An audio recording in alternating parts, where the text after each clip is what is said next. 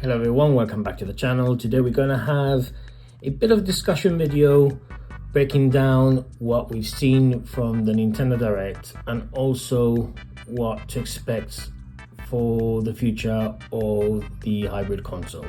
As always, if you like what you see, subscribe because it's free. And now we're going to have a look at my thoughts on this Direct and going forward. The Direct started with Pokemon Scarlet and Violet DLC, which, to be honest, I'm not that bothered because I'd rather them patch the game and then promote anything coming up. The game that really got my attention was Super Mario RPG. Now, this one's significant because the game has been stuck either on the SNES or the Virtual Console. Bear in mind that I'm old enough to remember when it originally came out on the Super Nintendo. It only released in the US and Japan, and the fact that they releasing a remake and it's gonna be region free is a win for all the gamers out there, especially considering that the game was originally, I believe it was originally a Squaresoft or Square Enix IP in collaboration with Nintendo, so it must have taken a lot of work to get that in motion. It's a really good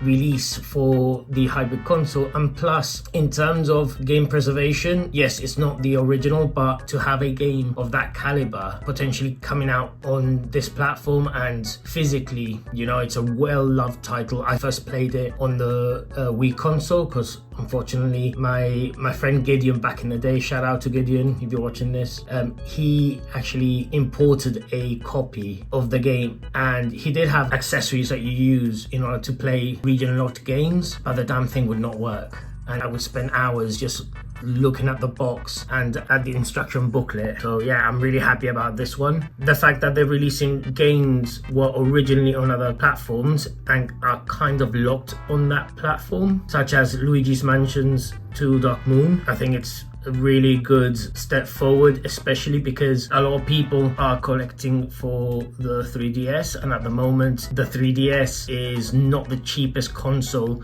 to collect for. I mean, the new 2DS, I've seen it secondhand for almost £200, which is like over $200 in the US if you want to convert it. And having these games released on the Switch means that it may, you know, the prices of the original games should go down significantly, plus there's more abundance of it. Moving forward, Batman Arkham Trilogy is a game I've been asking for ages. Those of you that following my channel for the longest time will know that I've made mock-ups of the physical game with Batman Arkham Trilogy. Now this one, I know it was rumored earlier this year that was coming out, but what surprises me is the fact that they've included Arkham Knight, simply because Arkham Knight is quite a big game in terms of the vastness of Gotham, and you mainly play in the Batmobile, and plus it was a game that released on the Xbox One and PlayStation 4 back in the day. So I'm just concerned how that is going to run on the Switch, if I'm going to be completely honest. I would have expected Batman Origins, then Arkham Asylum, and then City, but to my surprise Arkham Knight is in there. Win-win. I can't wait to pick this one up. I'm just hoping they do release it physically. Then there were, you know, gap fillers. To be honest, I know there's some games that you're probably excited for. The following game I was excited for was Pikmin 4. I am definitely picking that one up. And not only that, the fact that they released Pikmin 1 and 2 shadow dropped on the Switch straight away. The physical copy will be available from the 22nd of September, so it's a tiny bit of a wait, but if you really want to have the whole collection, you can pretty much have the bundle of Pikmin 1 and 2, which is 40 quid over here in the UK. So it's kind of like a full price, which is a pricey, I'm not gonna lie. I would have expected, you can buy these separately by the way. Separately they're about £25, so about $27 give or take. I would have expected them to be maybe, I don't know, maybe £5 or $7 cheaper, simply because of the age of the games. But again, Pikmin 2 is one of my favorite games in the franchise by far. The fact that you didn't have the time limit of 30 days that you did in the first one's really good as well, mind you, but you could spend, I would spend hours just collecting stuff every day in that game and just building out my army of Pikmin.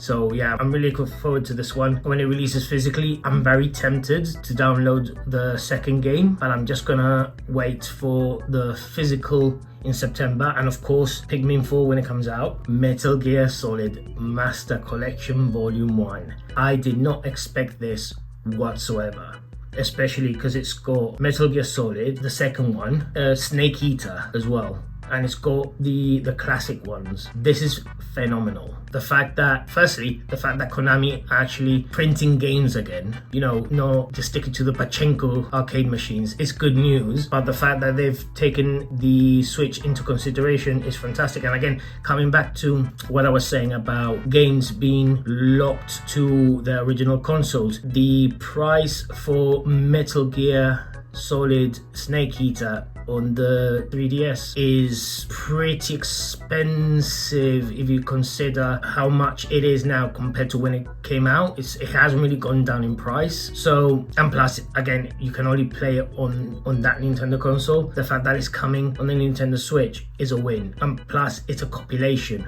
I love compilations. I love collections of games all in one package. And I'm hoping that this one comes out physically. You can expect that one on the 24th of October. And then, yeah, that was my main highlights of the Nintendo Direct. Now, in terms of the accuracy of the rumors run wild. You know, everyone seems to have an uncle working at Nintendo. They were pretty close. I mean, the one stating about Super Mario RPG or Chrono Trigger, that was pretty spot on, but it just goes to show that you can follow rumors. I do follow rumors, I'm not gonna lie, but I take things with a pinch of salt, and I try to go with tempered expectations into a Nintendo Direct, because, you know, the more you kind of try and anticipate something and if it doesn't deliver, then you come out the other end very deflated, so there's no point. But yeah, the rumors are pretty spot on. There are some missing games that I've already seen on Twitter, people upset about, such as the Zelda collections and you know, the Wind Waker and Twilight Princess ports. There's been talks about Donkey Kong games coming out. There's been a few. My main one is Metro Prime 4. We don't know anything about that one. We haven't seen anything in ages. Which nicely brings us to the next topic of this video, and that is what to expect going forward with the Nintendo Switch. As you all know, the system has slowed down really. It's lost a bit of momentum, although Nintendo expect to sell, I think it was 50 million this year. So how they're going to do that? Well, now we know more or less what's coming out, but we don't know what's coming out for Christmas. For example, the next big game to come out closer to Christmas is the 17th of November, and that is Super Mario RPG. Now, my theory is, and this may not happen, but if I had to hazard an educated guess, it would be that there'll be another Direct around September, October, which is in good time for towards the end of the year. Bear in mind that there's also the Video Game Awards. They tend to announce stuff there, but I digress. My theory is that they will announce stuff in September/October, and if they were going to announce the Switch successor, I would believe it would be then as well, simply because they tend to announce stuff within 6 months of release. So that would be September, October, November, December, January, February, March time, which is historically when Nintendo have released consoles like the DS, 3DS, and so forth. Again, what does the future bring for the Nintendo Switch, when a lot are saying out there that Breath of the Wild is the swan song of the console, which it very well is, but clearly from what we saw in the Direct yesterday, there's still enough steam in the Switch, especially if they want to sell 50 million by the end of the year. So I don't know, what do you guys think? I'd like to know. Please leave down any comments, because this video is more a conversation, and I just want to get people thinking, especially because I've seen so many people on socials like Twitter, not so much moaning is harsh word, but a bit displeased because they didn't see things that they expected. But at the same time, where does that leave all the fan base of the Nintendo Switch? Because I've had this chat with many of you that the Steam is running out on the console in terms of the gap between the Switch and the PS5 and the Series X. It's getting bigger and bigger and bigger, and there's been so many games that have been in development for ages, or they get released way later because to port them onto the Switch has been an absolute ball ache. One game that comes to mind is the Midnight Suns that got scrapped completely. I'm waiting for Hogwarts.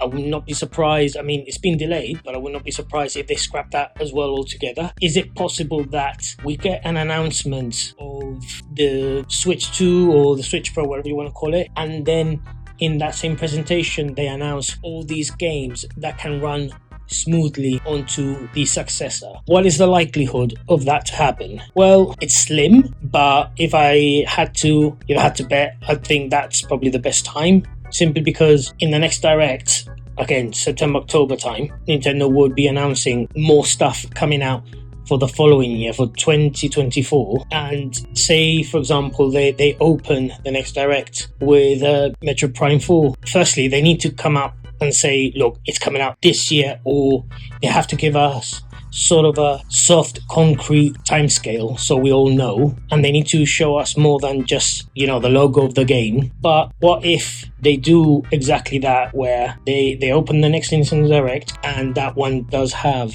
Metroid Prime 4 and other games that are either currently on the PS5 and Xbox Series X, or games that are, games that have already been out on the Switch and they can run a lot better? We don't know. Again, this is speculation, but more than anything, I'd like to know what you think. Are you happy about what you've seen in this Nintendo Direct? Are you happy with what's been announced? Do you look at the future of the Switch with glee, or are you concerned that there's not a lot to justify the console? Mind you, a lot of the games that have been announced have been absolutely epic, like we've discussed. But again, I'm very eager to know what you're thinking, so please leave a comment down below. Follow me on Twitter if you want to carry on discussing this. Let me know what you think. What are your theories about what we've discussed? And if you're looking for the cool looking GameCube controller, the Nixie Wizard, please use our affiliate link for that in the description below. Use coupon code GRINNY for 10% off. And yeah, subscribe, like, all that jazz. I'll see you in the next one. Peace.